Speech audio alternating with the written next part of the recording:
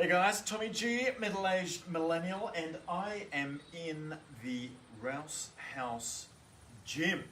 Voila, there's a few bucks worth of... Do a scan. Do a scan. Alright, he wants to show it off. Let's have a look. Right, there's a fair bit of Power equipment in rack, here. dumbbells, Olympic lifting, Yeah. cable systems, Tommy G. emergency stores.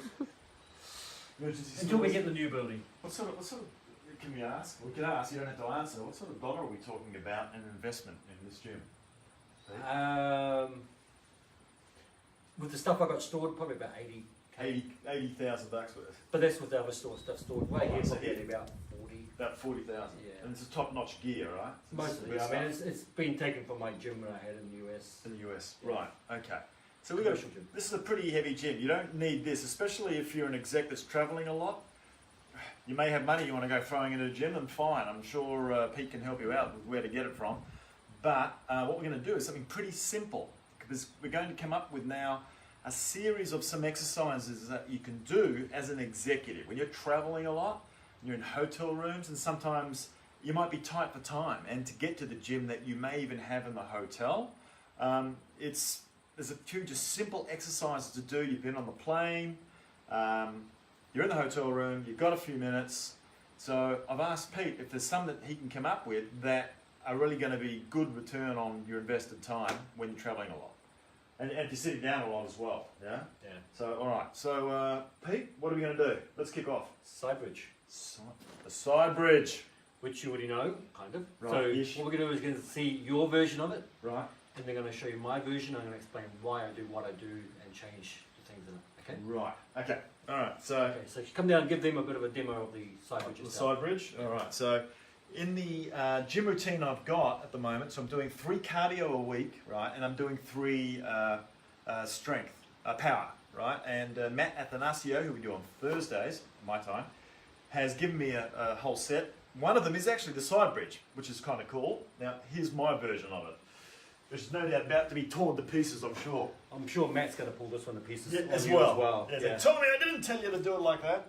Yeah. Okay. So we're just going to go over what you're doing, and then I'll Right. tell you everything you're doing wrong. Okay. Now, and I'll check out. Thanks. I'll tell you how I do it, just how I do it, Yeah. which is different. All right, cool. So, I mean, having watched a couple of YouTube videos, and you get varying versions of this, so it's good to be now with an expert.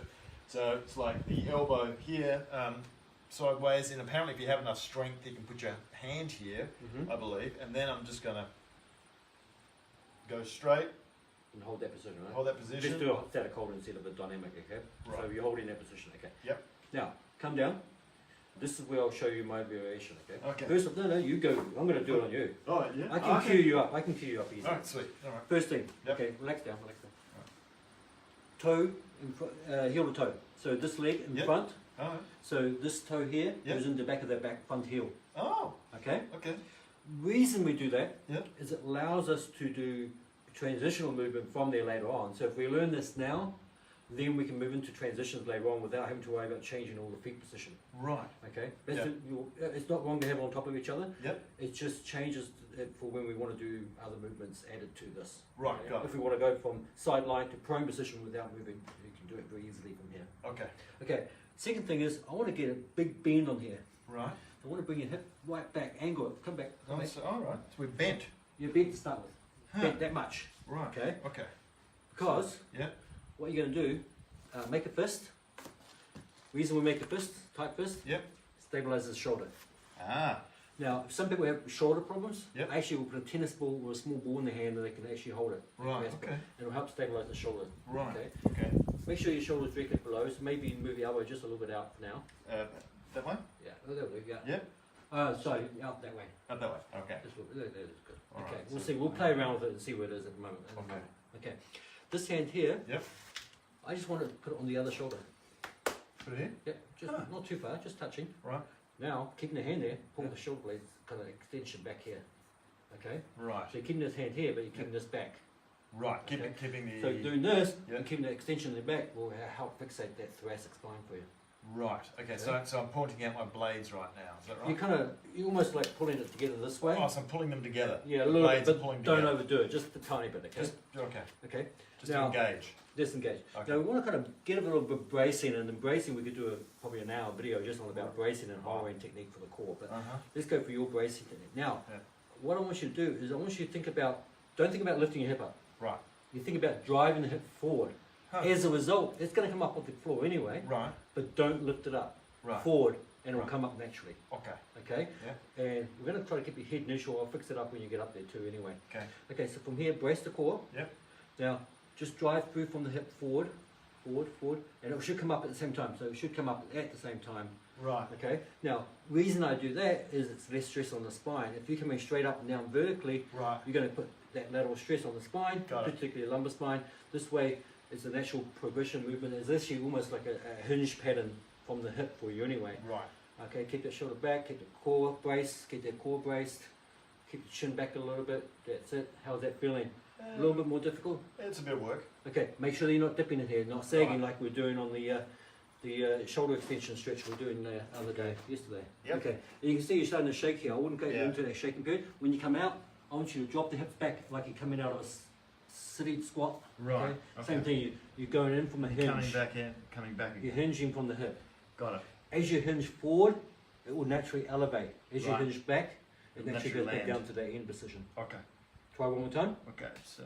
on your own. Okay. No training wheels. Yeah, you Yep. still kind of came up a little bit, but Right. it's better. And you'll get better at that. Squeeze the glutes a little bit, brace the core. Don't forget about bracing. Yep. Don't let this collapse over. This is where we've got to get this maintained through here. You've got a little bit of flexion That's coming it. through here, Yep. which is tough for you. Right. Yeah.